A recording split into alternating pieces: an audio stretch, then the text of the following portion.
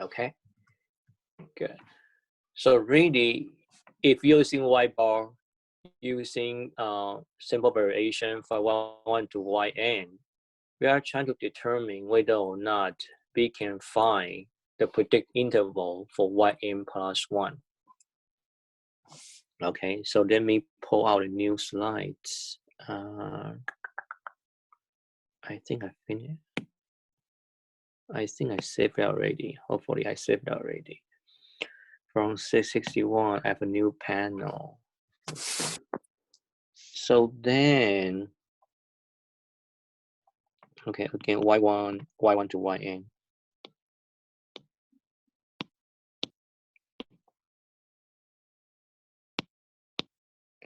y1 to yn. It's normal mu sigma square. We are trying to find predict interval lower bound to upper bound. 1 minus alpha, right? 1 minus alpha. Okay, so let me save it.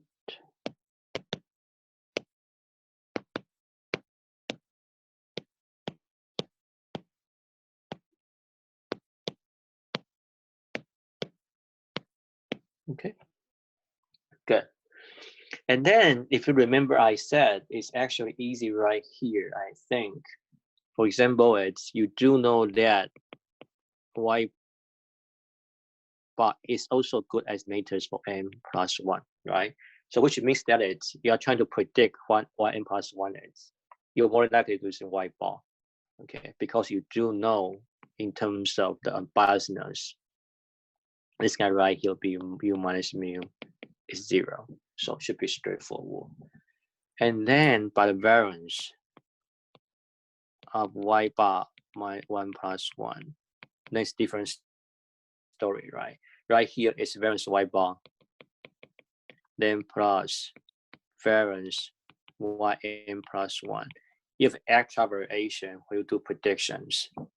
And then right here it's sigma squared divided by n. That's why variance y bar is. And then plus this guy's sigma square. It's okay, good. So again, it's if you do have less, okay, if sigma square actually known quantity, then if I'm saying right here, if sigma square is known, okay, then prediction interval could be as easy as what? Doing like a word type test. Word type comes interval, which basically means that it's you actually using that y bar minus yn plus 1 as a quantity, means 0. Then divided by square root of variance of y bar minus yn plus 1 is. Then you would know that this guy will what? Will follow what, right? So right here, if you can find distribution from n to n, then equals 1 minus alpha.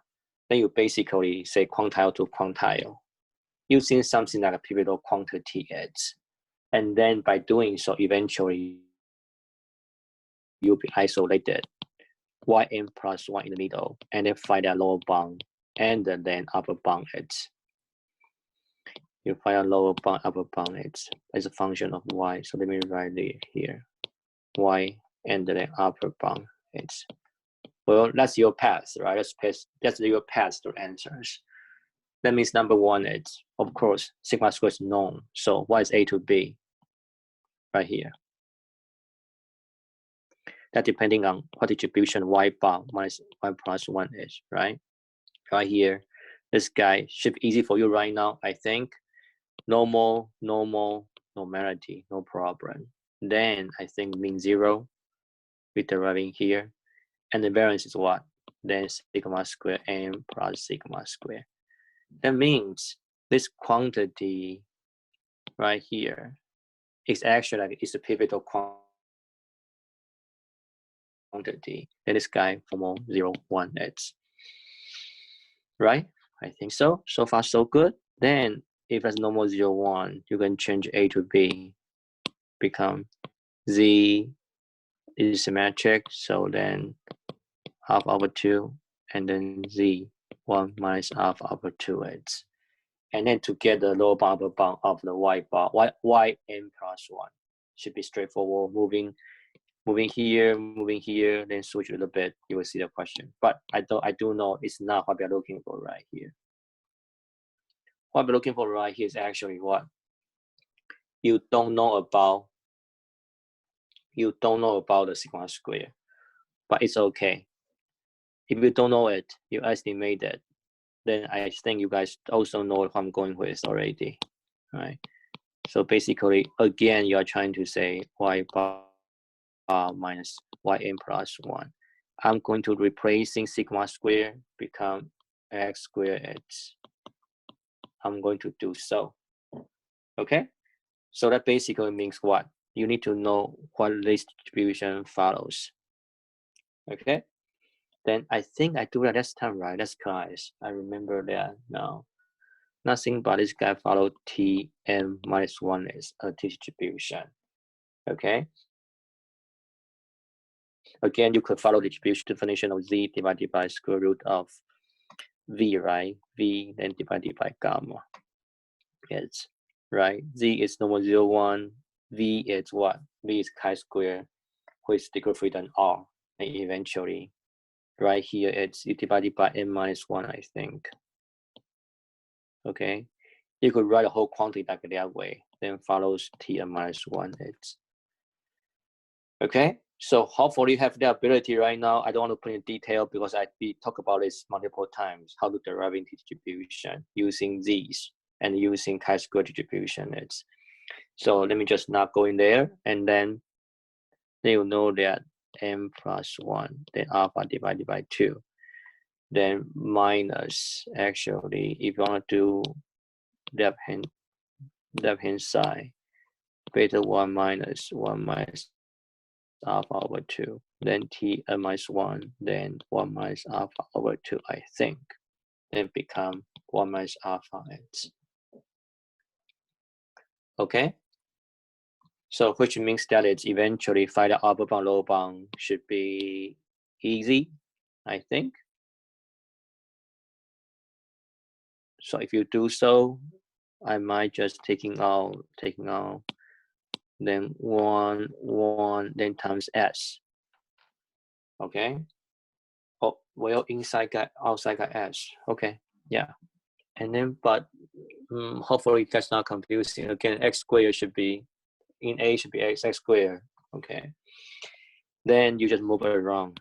Eventually, you will see that lower bound, upper bound will become y bar minus Tn minus 1 minus alpha 2. Then having right here, let me just be lazy as here, right here. Okay. Then y bar plus Tn minus 1 minus alpha over 2. Then variation, standard deviation right here. Okay. 1 is alpha. Then you get an answer. So really, as long as you know how to use in pivotal quantity, even for prediction intervals, should be straightforward. Okay. Then in B, then, well, if you do having that, this guy and then this guy, okay, become your lower bound, upper bound edge, then you just plug in, right? You do have y bar right here. Y bar is 30. Okay. Then you have n is 5. And then you need alpha as well, because you need to reach towards quantile. Right? You have n, you need alpha as well. Right now is what? 95% predictive interval. So that means alpha is 5%. Alpha is 5% of 5 edge. Okay. So okay, so alpha at 5%, 0.05. 0.05 right here. And then using that, you can find a T quantile. Okay. Then the next piece, this kind of standard deviation right here, you have n, right? You need to calculate any s, right? I think x squared is what? X squared is 2.5. Okay, so get s. Then you got the denominators. Okay, eventually putting everything together, my answer is 0.191 to 7.91. I think this is my final answer for Y6. Predict interval for Y6. Okay, hopefully I'm correct. If I'm wrong, let me know. Okay, good. So I think this is really easy homework, I think, to your standard. Okay, so any question on this homework? I should have given you another one. This is too easy. Okay, I have another awesome questions. I always talk about in 673. So I can later share with you if you are interested. If you are interested solving that questions, I would actually encourage you to do so, because that one is about like a frailty questions, but in an easy way. In your future life, frailty is going to become a big part of your life. No matter what you do, okay? Frailty basically is a random effects in the models trying to do association. For some reason, our department really like dependent data. Okay, possibly every faculty members know how to do dependent data. Then one common approach we always did is so-called random effects model.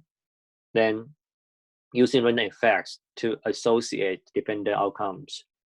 And then one of that called frailty model, which basically means that, for example, if I'm collecting outcomes from right eye and then left eye, and then basically we're assuming two eyes from the same subject is going to be dependent.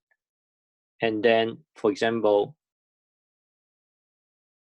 say if time to failure of some treatments, you follow that 2 times from left eye and right eye, okay? Then you have 2 distribution, for example, exponential, okay? T1, T2, both T1 and T2 follow some exponential distribution, okay? Then let me just write here. Maybe you don't know what I'm saying. So say I have 2 eyes, right? T1 and T2, okay? Both are time to failure. So for example, exponential distribution. You have FT1, okay, so F1T and F2T right here. Okay, then because of 2 eyes from the same subjects, you are going to assuming some dependency, and it's not surprising to see that, right? If you have some eyes fail, then because all those all those biological explanations, your left eye got, for example, right got infected, for example, more likely your left eye is going to be infected soon, right? So that means if you're collecting 2 outcomes from the same subjects, you're going to assuming somehow they're dependent in some sense, right? So that means one thing we typically would do is called frailty model. Okay, you got different values, but the same formula. Okay, we can talk about that later on to see what different values would be. If you get different values, you do for your different values, it's okay. So one thing people typically would do is called frailty. Basically means that I do have a random effects, say X right here. Okay, then maybe which one we using more frequently? Use for frailty. Let me hold on, give me some moment. I can get that number. I think Y may be more popular. Okay, by any means, I do have something, a random variable, then basically times F1T. Okay, so it basically means that you do have some random variable do associations between PDF of T1 and PDF of T2. Okay, then like I said, I actually give there are some questions to every 673 students. Okay, I will later post it on the resources of Sakai. If you can see that, I really strongly encourage you to solving that. The reason it's awesome is you can actually solve it by hand. So sometimes frailty model is so complicated. For example, you Y basically follow no distribution. something like that, and from 0 to sigma square. And then you might not easy to solving. So the ultimate goal is still estimating parameters. Then in regular cases, I mean, in our real applications, it's so hard to solve for theta, even though you can write down local function, but you just cannot solve it by hands. You need to using some approximation methods or some like optimization algorithms to find your MLEs. But that question, you could really solving by hands by just doing differentiations. Okay, I'll post on it. I'll post it. Okay, good. So let's go to the final class of our 763. I do want to talk about Bayesian. Although you see me doing so many things, talking about so many about, let me see, I think 12. Okay, it's not right here. Yeah, okay. You have been seeing me doing so many comparisons about frequentist approach and then Bayesian approach. Okay, then right now I'm going to sort of talk about it in a Bayesian perspective. Sorry again, it's hopefully I keep saying I'm not Bayesian, not bothering you too much. Okay. One of my mentors actually told me that it's, although you don't know Bayesian, although you are not Bayesian, you still need to look at what Bayesian actually think. Okay. Sometimes it's Bayesian really straightforward, Bayesian making more sense to frequentist. And then in a lot of applications, Bayesian actually providing more feasible solutions to frequentist. For example, like I talked last time, is spatial data. If in the future you guys interested in so-called spatial analysis,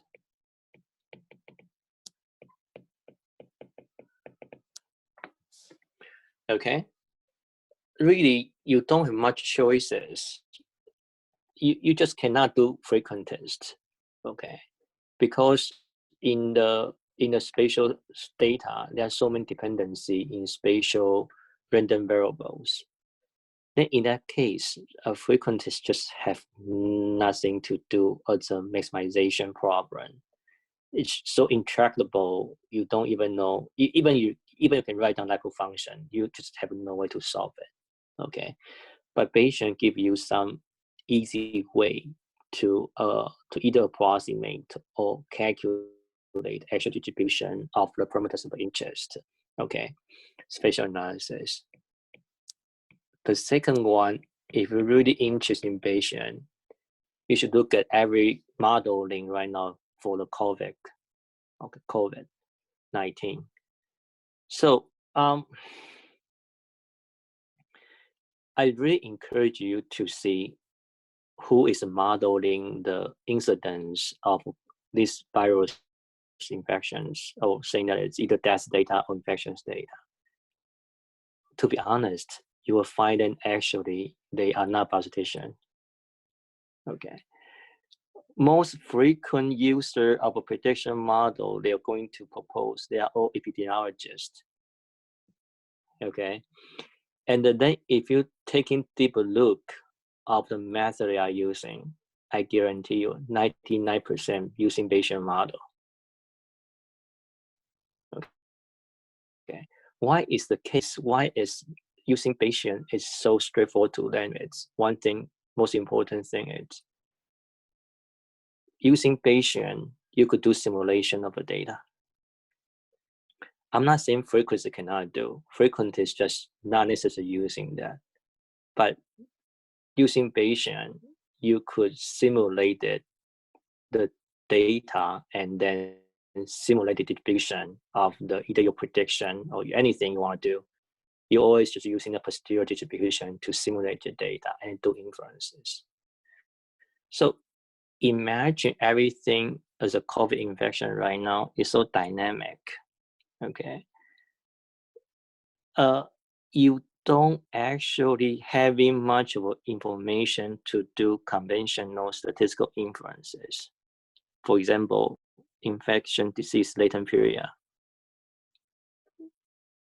To us, you basically want to collect the data from your observations and then trying to understanding, for example, the parameters of interest. For example, what's the latent period of a COVID virus? Okay. Then, because of the infectious is so dynamic, you don't actually have just data for you to as what's actual latent period of the estimation. It's letting alone you want to provide any constant interval for your latent period of that. But to Bayesian, I just simulated. Even though the system is so dynamic, so complicated, as long as I can writing down all those connections or dynamic formulas, eventually I do simulation, I can get something I can get. Okay, then constant interval to them is just getting that 95% coverage of my posterior. Also easy to get. Okay. That's the reason why whenever your system are so complicated, frequent tests really have nothing to do, even though you could say, yeah, you could do that, do here and do that. Whenever you want to find the solutions, you just don't have in their tools to solving that complicated system. But to Bayesian, well, straightforward, I simulate. Okay, good. So that's just an introduction then. So we'll talking about Bayesian, possibly you guys better than me, but that's all I know about Bayesian. Okay.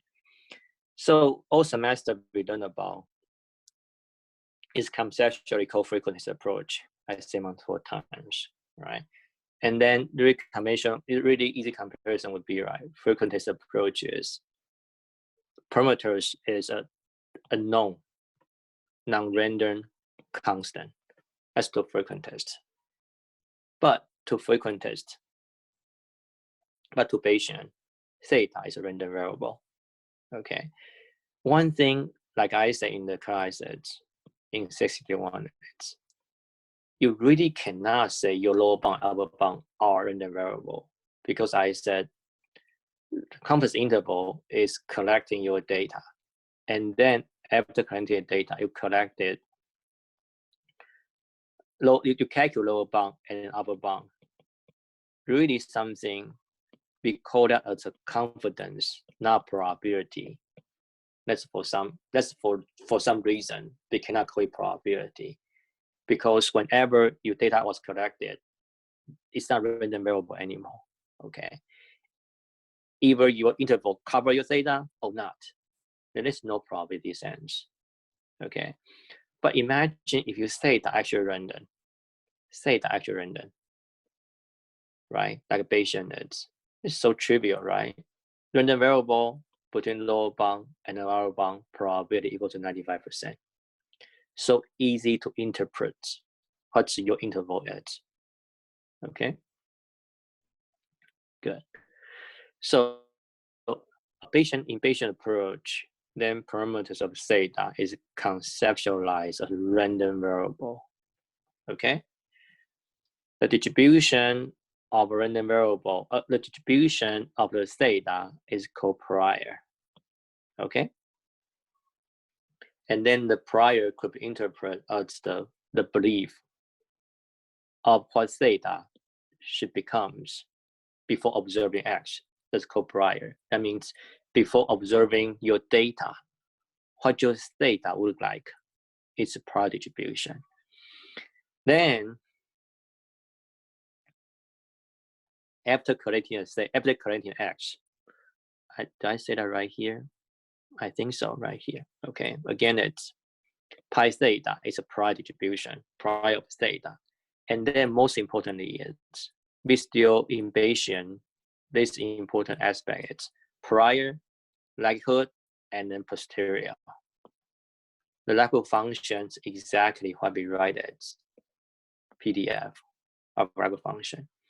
So it means in terms of likelihood function, both perspective having the same thing, a likelihood function. It's nothing but joint PDF.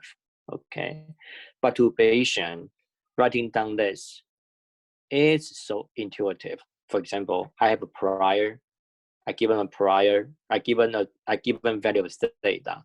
Then how my data was generated is likelihood function. It's okay. Then posterior is actually switching around, which means that it's posterior is after observed data x right here. What distribution of my theta is? Okay, so basically means that it's after collecting data, how do I do inference on my theta? Okay, that's called posterior. Okay, not surprising, the posterior, if we do some operation of that posterior distribution, how do I derive it? Really nothing but what? The same thing as nothing but you have marginal, then you have joint, because everyone is random variable right there, right? So that means I do a marginal. Then I can write down it's what? I given theta of x, then times f of theta, right? That's how we write joint PDF. It's right here. Of course, by writing, I will write this guy posterior, I will write this guy prior, then pi theta. Then this guy likelihood function. Then this guy marginal PDF of x. Okay, of course, marginal PDF can derive from what? Joint PDF, then marginalize out of the thetas, then become marginal PDF of x, right there. So this formula is really not surprising to see. So when I learned this, I'm thinking it's, even though I'm not Bayesian, but Bayesian is very good practice for me to working on what? Joint PDFs. Or Bayesian is a good way for me to learn about bivariate distribution. Okay. So then, by that thinking in general is Bayesian always deriving posterior distribution. And then let me give you some example to see how Bayesian will work. Okay. So if x1 to xn is Bernoulli P, okay, then yi is summation xi or Bernoulli NP. We all know that. Okay. Then again, it's by frequentist P is fixed. And then we're trying to collect x1 to xn to estimate P. But right now, it's to Bayesian perspective, P is a random variable, got to be having some distribution, okay? As a beta, alpha, and beta. So imagine this, your P's probability is still bigger than 0, smaller than 1, right? Your P still have a range. So that means if you do have distribution for P, you cannot just be random distribution, right? You got to have some distribution. The domain is from 0 to 1. It's okay. So that means even though you need assuming some prior distribution, but this guy right here is not just by random proposing anything I want. It still need to be determined by some principle. For example, it's your domain of the distribution got to fit the parameters domain. Okay, which means that if my P is bigger than 0, smaller than 1, I can assume beta. That's a common prior people would do. People do uniform as well, but it's really not that uniformly used. But because, for example, it's uniform distribution, you believe it's your P is going to be what? Normally distributed from 0 to 1. But sometimes your prior knowledge tells you that it got to follow something which is not uniform. Okay, then the next choice would be beta distribution, alpha and beta. If you do so, just deriving joint PDF as this guy right here, given P as Y, this is Bernoulli, right? Bernoulli P. And this guy is what? P beta distribution. You should write down, you're finding where beta, alpha, you're finding down you're finding down PDF of beta, alpha, and beta edge. You times together, and then you having that joint PDF. You because you need to derive marginal right here. You're taking out domain from 0 to 1 where the P is. Again, right here, eventually, you really putting down right here. So you really put everything right here and take integral. Okay, and imagine how complicated that is. Whenever you take integral, there are a bunch of things happen in the middle right here.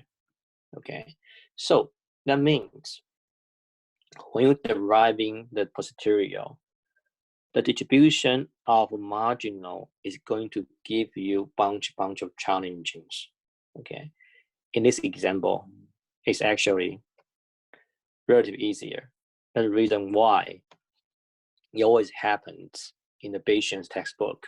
Okay, in that case, if we're really doing marginal, if you're doing taking an integral, you will find out you can combine some pieces, and then again you're using the technique as you're trying to purposely creating some PDF inside integral, especially creating a new beta distribution. Then you take integral, then become 1. Okay, then our left terms then become your marginal of y's. Okay, we will do that right as well. I'm not going to go through that because it's really painful in terms of the long run derivation. You need to be patient. You need to be, combine the right pieces to get that good, to get that right margin distribution of y. By any means, is eventually you'll find your posterior is what? Still beta. Okay, then you will see that it's from prior beta, alpha, and beta. Then become what? Posterior y plus alpha, then n minus 1 plus beta. So random Bayesian, my teacher always told me that it's okay. Prior is a knowledge. Prior is prior knowledge about your theta, right? Observing data, then become posterior is actually an updating process. I have my prior, I collecting the data, then I using data to update my prior, then become posterior. Exactly the sense. I have a prior is alpha and beta. Then I observe summation y xi become y. I observe the summation of Bernoulli's, and then I updating the prior, then become posterior. Okay. Later on, we told you that it's if your prior and the posterior have the same distribution, what does that mean? Okay, good. Then if you can derive in the posterior distribution, then how do I estimate beta? How I estimate P? Okay, really nothing but straightforwardly what? Using the mean of posterior right here. Okay, so if you're checking on the beta distribution is, so you'll find out is the mean of the beta is what? I mean, remember, so the mean of beta is what? Sorry, I forget about, is that maybe, I remember it's alpha plus beta, right? And the alpha, I think. Is that correct? I think so. But yeah. If you do have something beta, alpha, and beta, the mean is alpha divided by alpha plus beta. Right? Okay. Then you use this guy right here, posterior mean, to estimate P. Okay. And then it lines up beautifully because this guy right here, y divided by n, nothing but summation xi divided by n. What is that? That's MLE of a frequent test, right? Okay, for P. That's PMLE if you're doing frequent test approach. Okay. And then what this is? This is mean of the prior. Okay. And then how do they combine together? Then combine together by weight divergent W, then 1 minus WH. Okay. That means, I mean, Bayesian in terms of beautiful way of having their Bayes statistic, it really what? Weight divergent of the prior and the data. Okay, or saying as a prior and the likelihood. Okay, so again, going back to what I said, it's posterior really working is what? Your prior. You're using data to update the prior, become posterior. The same thing right here. You do have your prior right here, and then you have your data right here.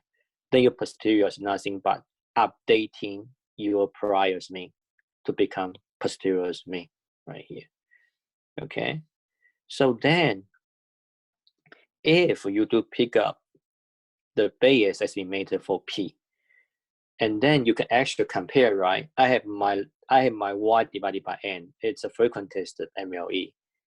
I also have something from Bayes estimators, so I can do comparison like we always did. For example, mean square error, okay, to see which one is better than which one.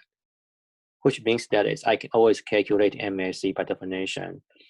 I have my P hat Y divided by N right here, okay, and then minus P, then take a square. We do know that Y divided by N is unbiased, so only thing you have is variance X bar right here, then become sigma squared divided by N, which means that is P times 1 divided by N. That's MSE of frequentist. That's MSE of frequentist MLE. Doing the same thing, how about MSE of Bayes estimator? Okay, then you go through lengthy version of the relation. You have variance, right? And you can find out it's not a bias estimator. Okay, so you take expectation on estimator of PB right here, right here. Okay, you take expectation.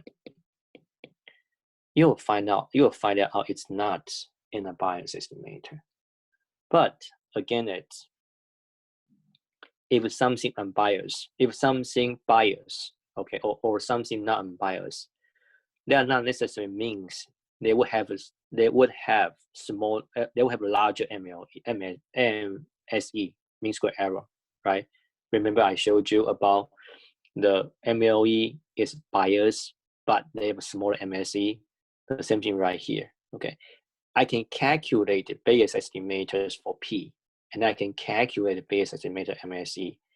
It turns out to be, if you plug in, if you're choosing some alpha by this number right here, you'll find out it could be simplified this guy right here. And you'll see that it's for small n, okay, you plug in n is 2, n is 3, okay, plug in here and then plug in here. You will find out it's Bayes is actually a better choice, having small MSE compared to frequentist P hat. Okay, but again, it's for large n, P hat is a better choice right here. Is it comparable? And and if you're really intubation in the future, okay, you will find out this kind of conclusion right here. It's really not surprising to see about using Bayesian approach. Bayesians already have their strengths when n is small. And then for large n, then basically you could also imagine that it's like, again, going back to that principle I said, is you have prior, you have data like a function to update that become posterior. So imagine what n goes to infinity means. Right here, when n is large, that means your prior got updated many times already. What does that mean by prior got updated many times already? Which means that it's when you update, the impact of prior it becomes less, right? Let's go updating, right? And then you keep updating, the prior's impact is going to become what? Less and less and less. Eventually, every estimation will depend on your data itself. That's why the reason why when n is large, the impact of prior is really minimized to nowhere already. Okay, when n is really large enough, then your local function is going to be strong as anything. Okay, then every inference you can do by what? By your local function. It's okay. Then also a typical example, imagine this guy right here. It's so a lot of times Imagine if you do clinical trials. Okay, so if you actually only have one patient, okay, if you really want to know about, for example, precision medicine, if you really want to know about whether or not some treatment or some dose of treatment, whether or not it have that effectiveness at that sample size 1, okay, sample size 1 to frequent test, there's no variation, unless you assume that. But in general, you don't know about variation of that sample size 1. And then could you do inference? You won't, unless I say you do know the sigma square. But say if you don't know sigma square, to frequent test, they have nothing to do with that. But to Bayesian, because I do have prior, I could do inference, right? But inference, as you can imagine, it will be heavily related on a prior. If I only have sample size 1, then there's much debating about what prior to choose. And then if you look at innovation, there are so many prior you can choose, and even having some bigger class of even some bigger class of prior. For example, Jeffrey's prior, something like that, for you to choose. And then in that case, people start to dislike Bayesian because there's too many choices. Oh, tell me which one is best, right?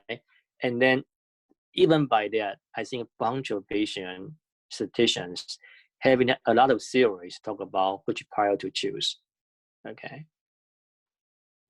So there are a lot of stories we can talk about Bayesian, okay? Good. And then, again, like the Bayesian example, I said, okay, your prior is beta. After correcting lack of function, your posterior is still beta.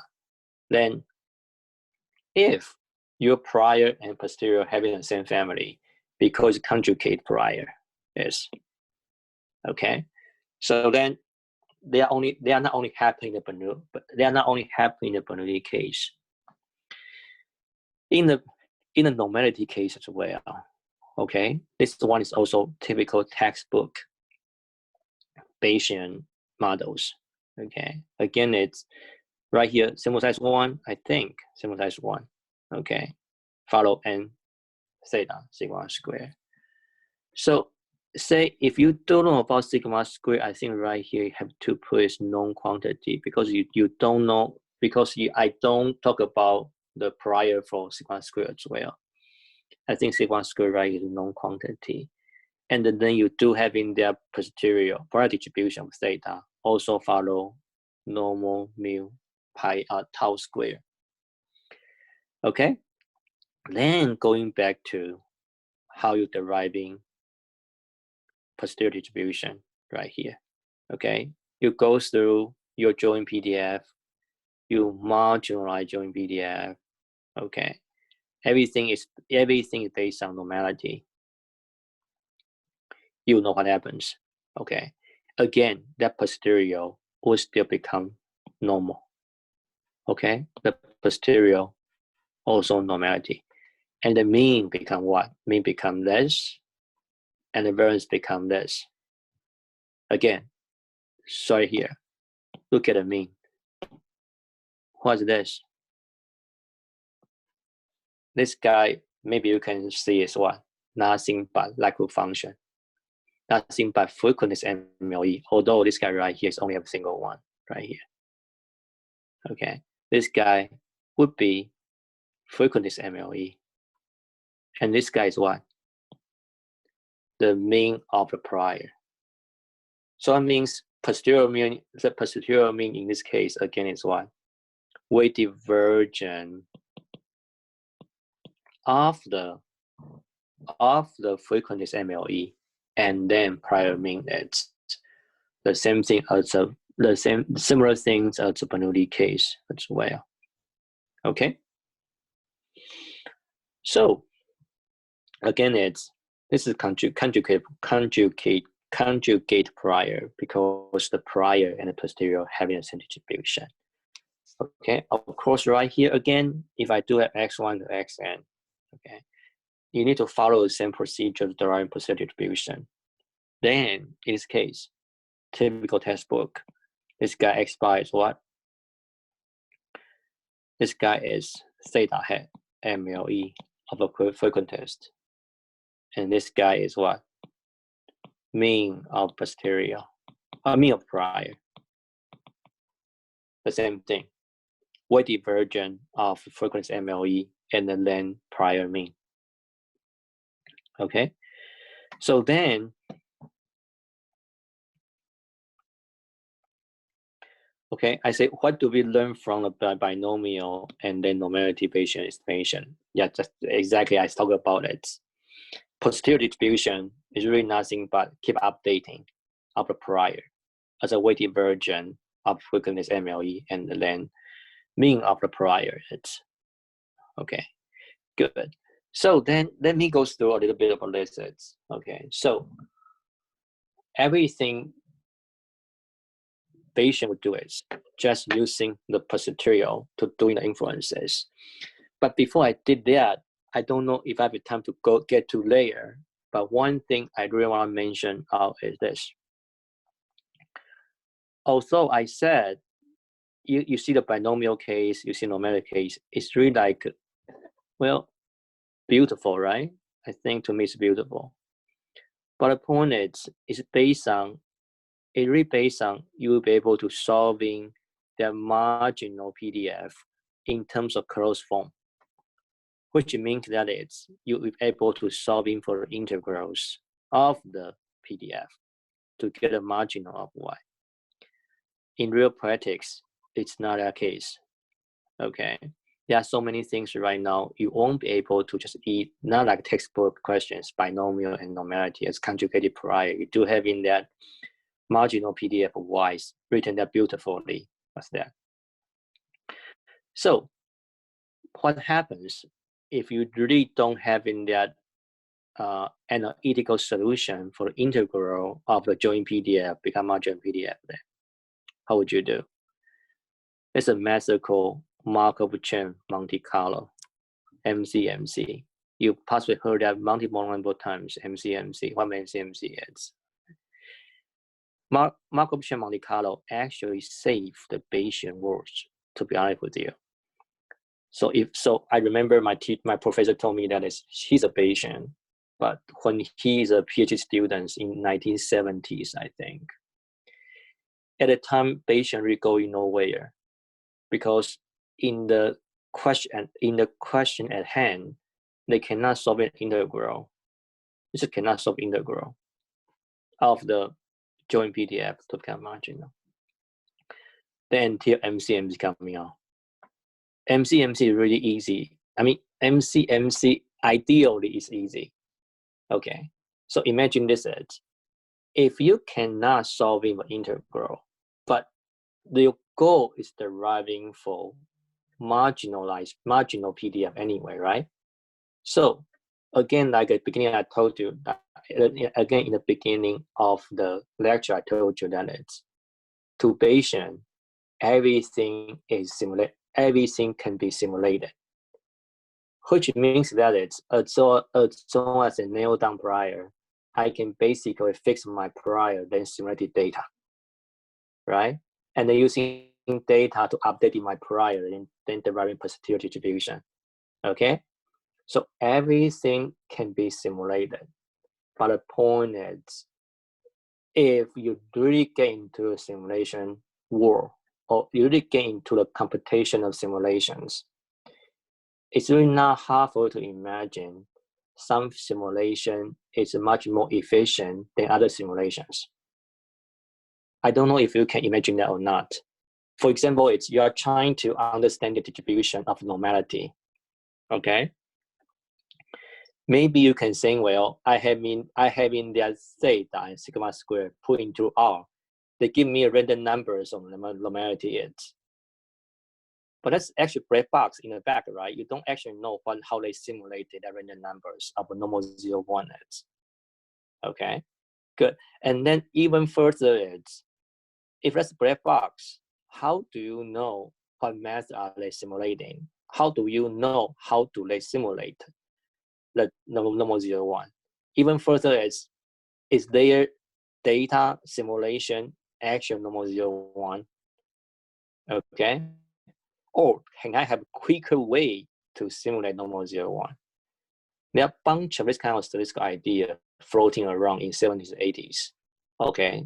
Sort of competing with each other who get a better simulation methods. Okay. Then MCMC basically is a way could give you really quick, easy, and then very precise simulation of any distribution. But we are not getting into it because I'm not expert in MCMC at all. Okay. If in the future you are actually living in a Bayesian world, MCMC is definitely something you need to learn about. Then the idea about MCMC, then why it's so efficient, why it's so quick to simulate the marginal PDF of Y in such efficient way. You're just running some really few steps compared to other simulations. Okay, good. So let me spend the next 10 minutes. I mean, I'm going to end at 305 is. So really associate with the 661 to tell you in the Bayesian world, how do they do hypothesis testing? Okay, going back to that binomial case, okay, you know hypothesis possibly its probability belongs to some region, right? And your alternative is, the other side of the story. Okay, again, it's Bayesian. Every Bayesian inference is based on posterior. Okay, so that means by that binomial case, we do have a beautiful posterior distribution already writing down. And then look at how easy Bayesian do inference. Nothing but just tell me how likely that probability is going to happen in that region you're interested. Okay, for example, we're talking about testing about theta, so theta 0 versus theta bigger than theta 0. As long as you could derive in the posterior of the theta given x, then just tell me how likely that theta small theta 0. Okay, then I'm going to support it I'm going to support it my null hypothesis as long as it's bigger than 50%. I support the null hypothesis or I support the alternative hypothesis. Okay, good. So then by that previous derivation, okay, because pi is symmetric, eventually, really just like saying it, we don't know my mean is bigger than theta 0. Okay, even simplified to even x bar bigger than this quantity right here, or deriving from, I'm going to screw that, or deriving from right here. Deriving from right here, I think. Okay, so to be honest, Bayesian don't do so-called hypothesis testing. Testing to them is really useless. It's not. I can make a decision, okay, but I not necessarily nail down this is null hypothesis.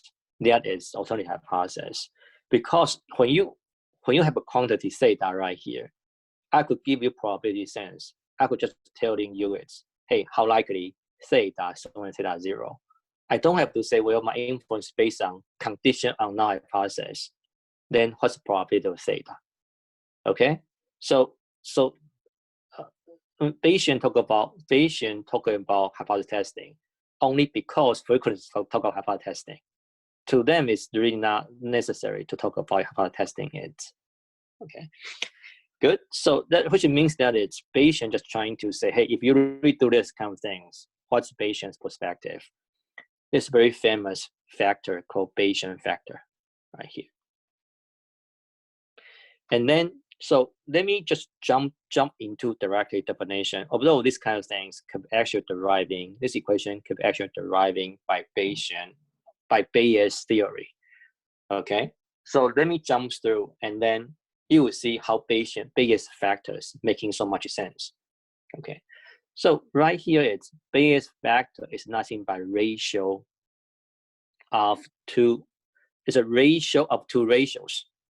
Okay, the first ratio is what? Ratio of probability up to hypothesis based on what?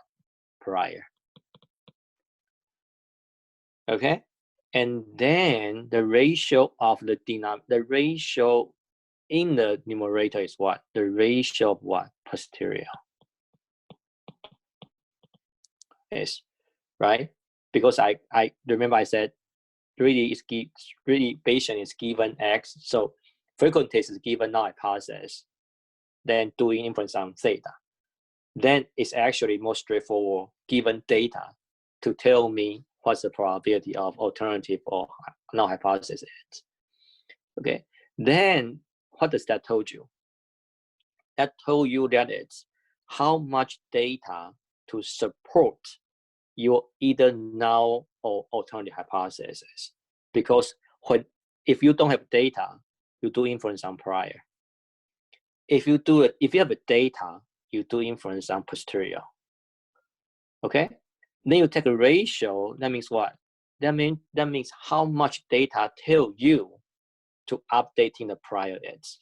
Okay, so if the data actually updating you in terms of information is good enough, that means the posterior and prior are going to separate afar, right? Okay, that's how much information the data told you.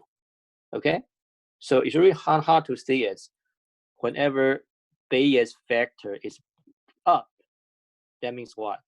That means my posterior is dominating my prior. That means the data actually tell me bunch of story. Okay, such that I should have supported alternative, rejected null hypothesis. Making sense? Okay, and then this is like a really novel paper. It's Cars and then repertory. You guys are not here last year, right? Cars just come to our department to give a Greenberg lecture. Okay, so then they really just like saying it's well, okay, Bayes factor really intuitive making sense, but again, it's pretty much the same thing as what? P-value smaller than 5%. Okay, so if eventually you still need to decide whether or not I'm going to reject the null hypothesis, frequent is using p-value smaller than 5%, then Bayesian possibly, if they want to propose in something, they're using Bayes factor, then it's going to be proposing some cutoff to say, oh well, Bayes factor from 1 to 3 means it's weak evidence. From 3 to 20 means past evidence, and bigger than 20 or even bigger than 150, then that basically means really strong evidence and very strong evidence. It's a sense of the cutoff, like a p-value is. Eventually, if the Bayesians don't want to decide something. So let me finish these 2 slides, and I'm going to stop because my voice is going to become worse and worse already. Okay, let me see. Or maybe I can cover the comes in interval estimation, but you know where I'm going next time because I talk about interval estimation as well. So for example, right here, it's if I have survival time, right, and you have really one of advanced stage colon cancer, colorectal cancer. Okay, one time found. So if that typical exponential, bias exponential, 1 over lambda. Okay, then for Bayesian, if I want to talk about lambda, right, you need to assuming some prior distribution, then per lambda also follow exponential as well. 1 over beta. And then imagine this. Say if I can have beta is 1, okay, not necessarily random right here. Okay, easy to derive actually. If actually you need to derive posterior, but right here I should take an example about, I can fix beta first. And then I collecting data as 3. Then how to do Bayesian inference on hypothesis testing? Really nothing but calculate Bayes factor. Okay, so right here it's you just follow what I said about this. Or for example, right here is deriving the posterior distribution like this way, posterior distribution. and eventually you plug in beta is 1, you plug in X is something, eventually come up with beta effect is 5.77. And you're going back to the evidence table right here to see what evidence is false. But the point is that if really only using Bayesian to do testing, eventually you still need to call these guys, using that to reject or not reject null hypothesis, okay? Or we can totally go in different directions, saying I don't even worry about null or hypothesis. I just want to talk about how much of the data can support that some hypothesis, okay? You still need to make a call. Okay, I think the final slide right here is really nothing but interval estimation. We talk about that next time, but only want to point out one thing is, so Bayesian don't call it as confidence interval anymore. They call it credible intervals. Okay, just calculating the posterior distribution, then calculating posterior distribution, then find one end to the other end. Inside guy right here is 1 minus alpha. They can choosing a lower bound and then upper bound based on posterior distribution, because theta is random variable, so everything is intuitive. Okay, so I'm going to stop right here. Hopefully you enjoy the lecture today. Okay, so any questions about Bayesian? The Q6, do I actually give you Q6? Okay, good. So Tim, how want to talk about Q6 values? Yeah, it's good time to talk about that. So you're saying it's, you get different values of, okay. You guys might want to stay a little bit, because if I really make it wrong, so then you need to catch a good number right here. So what number do we have? I have something like 0.8. 0.8? Minus 1.8. Yeah, so let's go through that. So what quantile are you using? Let me go to the, or let me close out